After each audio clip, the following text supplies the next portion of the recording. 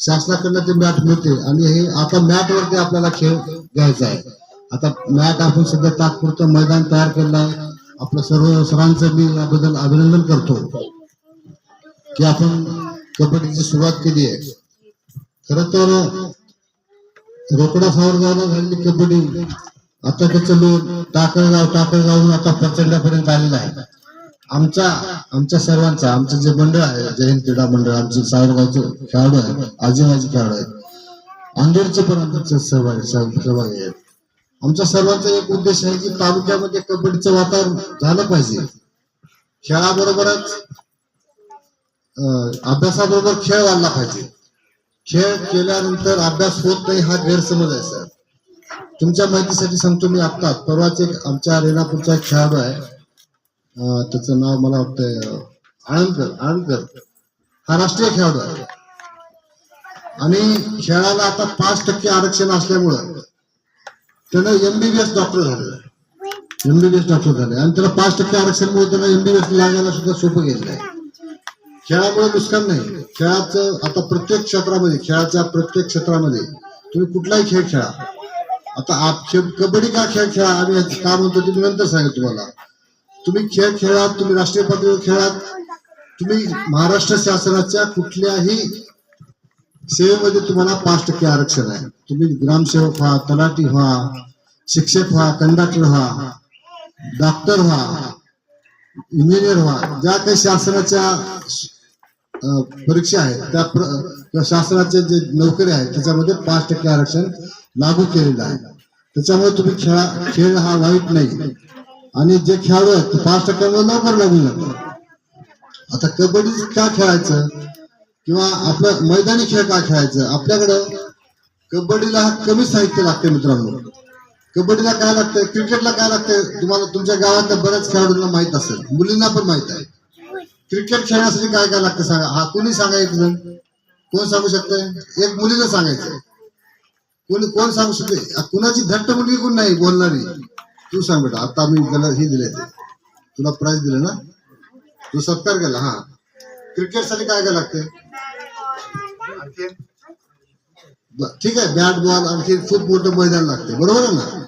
त्याला पॅड लागतात, hand gloves लागतात. म्हणजे असं खूप आज कबड्डीचं क्रिकेटचं साहित्य खरेदी करायचं म्हणलं तर एक मुलांना कमीत कमी हलक्या दर्जाचं घेतलं तर 25-30 हजाराचं साहित्य लागतं. एक मुलांना भारी घेतलं तर ते शूज पासून खूप साहित्य लागतं, 50 हजारापर्यंत सुद्धा शकते, त्याच्यापेक्षा पण जास्त लागते. आणि एवढं मोठं आपल्याकडे मैदान पण नाही, बरोबर आहे. मग आपल्याकडे तर मैदान कोणते छोटे छोटे मैदान आहेत, आपल्याला रनिंग करण्यासाठी मैदान आहेत.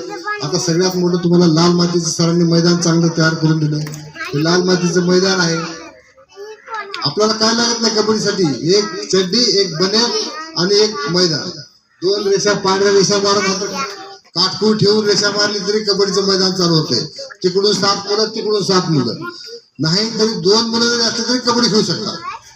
कमी खर्चामध्ये कबड्डीचा खेळ होऊ शकतो आणि कबड्डीच्या खेळात खूप ग्रामीण भागातले मुलं पुढे जाऊ शकतात. तुमच्या माहितीसाठी सांगतो, कबड्डीला पूर्वीसारखं फक्त शासनाच्याच नोकऱ्या नाही. कबड्डीमध्ये आता प्रो कबड्डी आली आहे. कबड्डीचे आता प्रो कबड्डीच्या मॅचेस तुम्ही पाहिले असतील, गावातल्या तर सगळ्यांनी प्रतिष्ठित नागरिकांनी पाहिले असतील, पण मुलांनी पण पाहत असतील ना, स्टार कबड्डीवर वगैरे असतात. तर एक प्लेअरला 20 लाखापासून ते 2.5 कोटीपर्यंत एक कबड्डीच्या टीम मालक खरेदी करतो. पण त्या खेळाडूंना त्या लेवलच्या पर्यंत तुम्ही जावं लागतंय.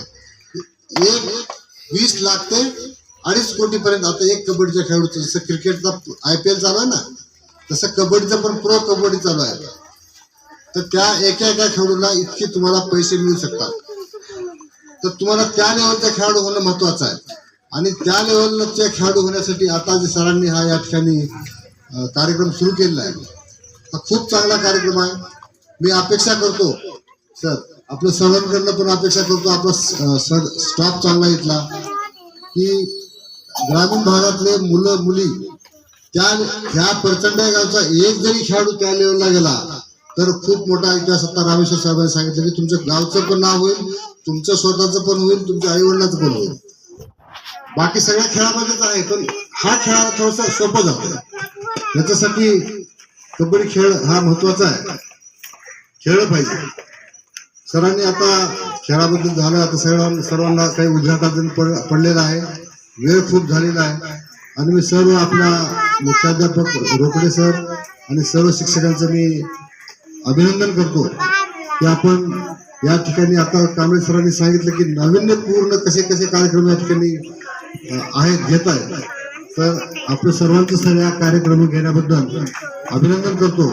आणि या खेळासाठी आमच्या मंडळाकडनं, आमच्या गावच्या मंडळाकडनं, आमच्याकडनं काही अपेक्षा आहेत तर तुम्ही केव्हाही सांगू शकता. आम्ही अपेक्षा न करता आम्ही स्वतःच ग्राउंडवर येतो, येऊन सांगतो. तसं आमचा आता एक खेळाडू तुमच्याकडे आहेच अवेलेबल, त्याला आता पाणी सांगितलं तो जास्तीत जास्त वेळ या ठिकाणी द्यायचा आहे आणि आपल्या गावचे खेळाडू चांगल्या प्रकारे व्हावेत. कुठल्याही क्षेत्रामध्ये नाव लौकिक करा. मी असं म्हणत नाही तुम्ही कबड्डीच करा, तुम्ही दुसराही खेळ खेळत असाल तर दुसऱ्या पण खेळात करू शकता. अभ्यासात करा आणि तुमचं स्वतःचं नाव उज्ज्वल करा, एवढं मी बोलतो. माझे 2 शब्द संपवतो. या ठिकाणी आम्हाला तुमचे सर्व शिक्षक आणि मुख्याध्यापकांनी निमंत्रित केलं, त्याबद्दल मी आपल्या सर्वांचा आभार व्यक्त करतो. जय हिंद, जय भारत.